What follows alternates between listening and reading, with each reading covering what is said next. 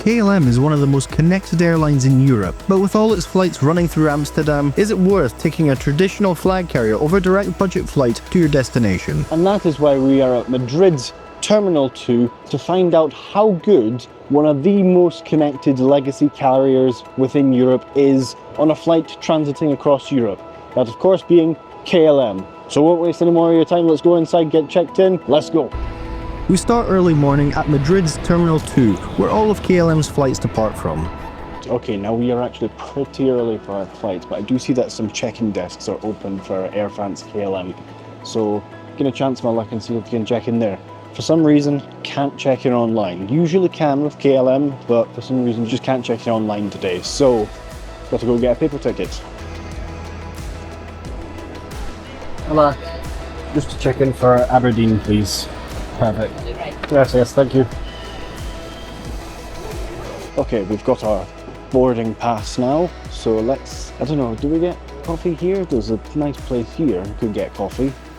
Or do we go through security? I'm thinking we get coffee here, because once we're through security, then we don't have a choice. Let's get coffee just now. We've got about 3 hours, because we're on a layover. Americano.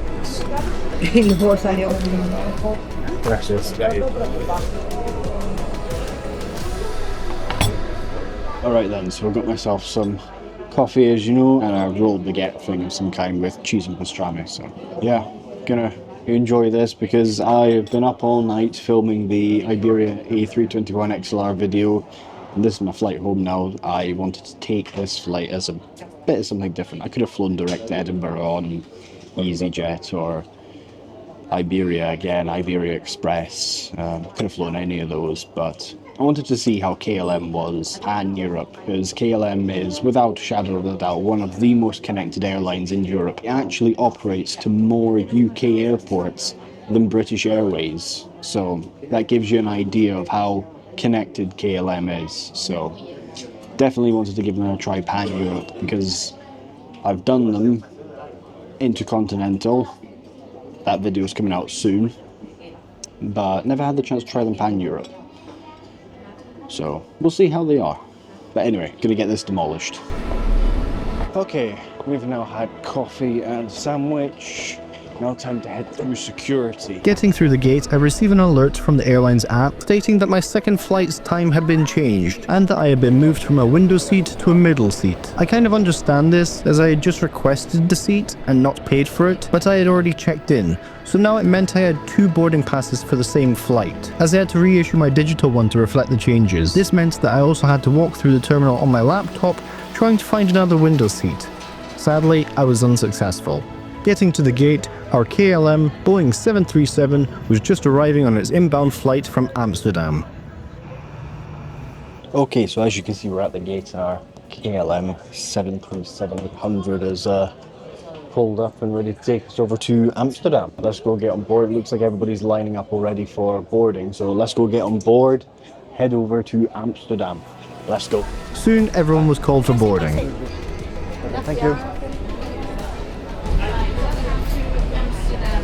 Okay then, here we are on KLM's 737-800, I believe. It might be a 700. No, it's an 800. It's an 800.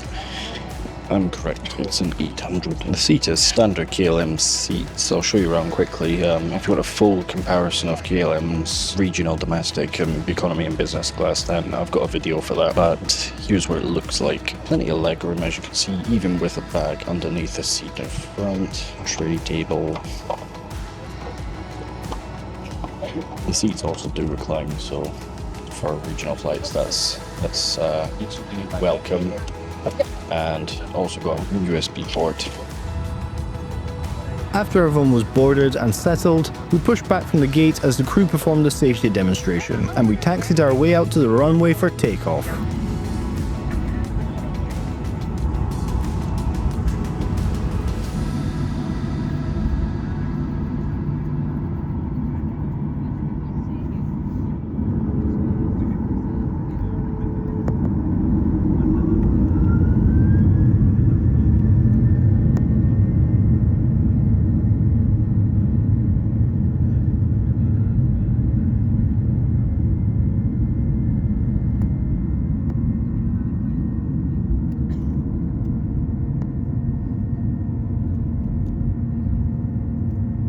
Taking off out of Madrid in Spain, we begin our 2-hour 40-minute flight up to Amsterdam in the Netherlands.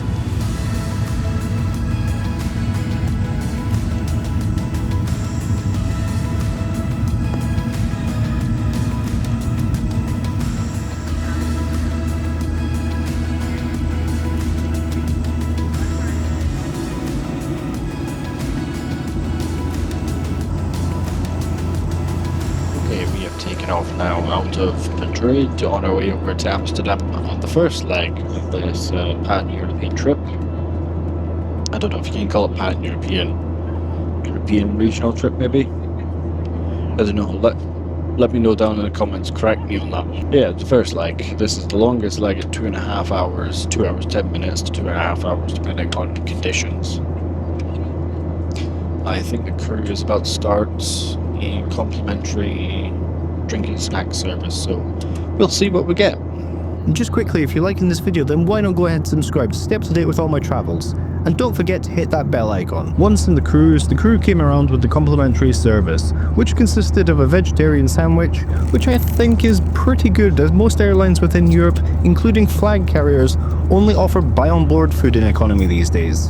And coffee, thankfully, was also served.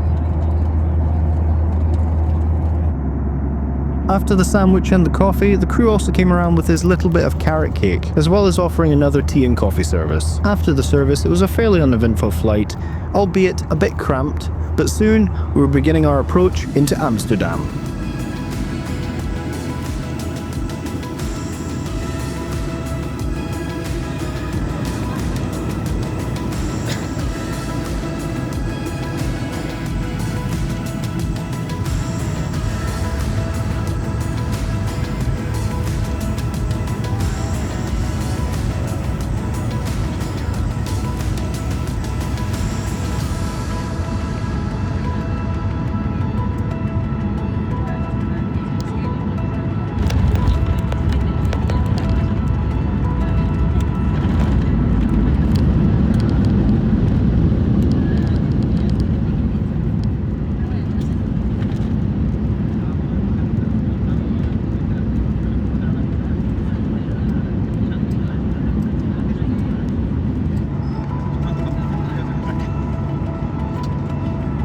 Landing into Amsterdam Schiphol Airport, that concludes the first leg of this pan-European trip. Amsterdam Schiphol Airport is of course the home of KLM, from where they offer an extensive route network across Europe and to the rest of the world. Our second flight today will be to my home city of Aberdeen in Scotland. And fun fact for you, KLM actually services nearly twice the number of airports in the UK compared to British Airways. So with that in mind, which one would we actually consider the UK's flag carrier?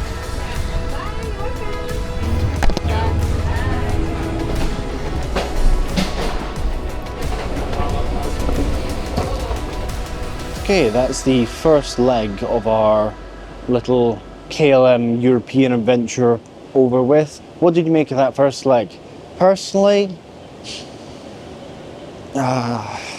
it wasn't a great flight, to be honest. It was super crowded, and because there was no bin space, everything was under the seats in front, and there wasn't that much leg room.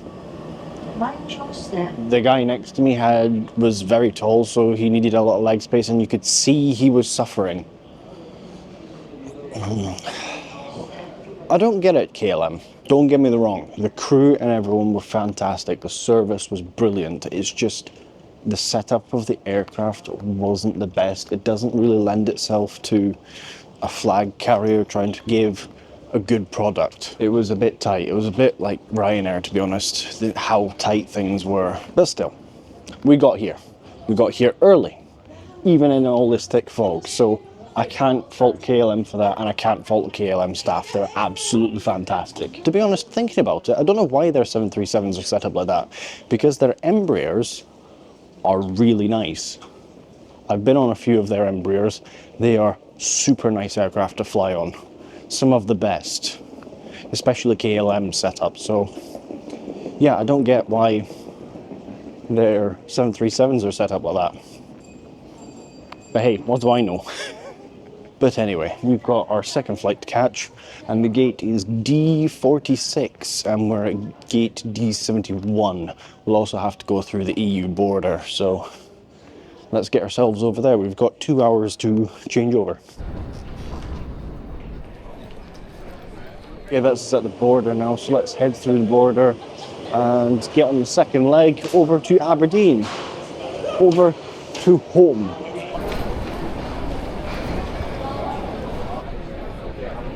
You're through the border now. Now it's just time to go find our gate, and we've got still about 2 hours because the flight's delayed for 30 minutes. So let's get a coffee or a cold drink. I really want a cold drink because that last flight was roasting with the amount of people on board. The air conditioning didn't work pretty good. I think it was one of the older 737s, so the air conditioning was on the blink. But anyway, let's go find a coffee or iced coffee or cold fruit juice or something and wait for the plane. But this next leg will only be about an hour and a half, so we'll see how they are on this one as well. If you've made it this far into the video, then why not consider becoming a Patreon or a YouTube channel member? It all goes into making videos like this one, plus you'll be getting access to some exclusive content. Okay, that's good. I've found where I need to go for my flight now, so let's go get coffee. There's a Starbucks back there. I think we've used that Starbucks before, but let's go get coffee. Perfect, thank you. Enjoy.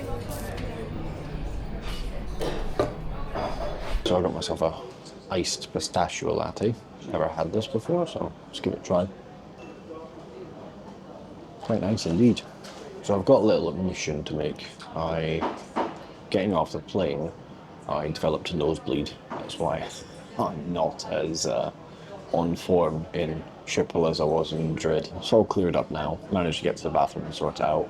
So just trying to cool down now, and then we'll be on the flight to Aberdeen. Hopefully no more little incidents. Okay, coffee's been had. Now let's head down to the gate. I'm guessing we're almost time for boarding now. I haven't really looked at the time recently. I know the flight is delayed a little bit. Let's see. Aberdeen, yeah, it's delayed. Getting to the gate, another Boeing 737 pulled up to the stand.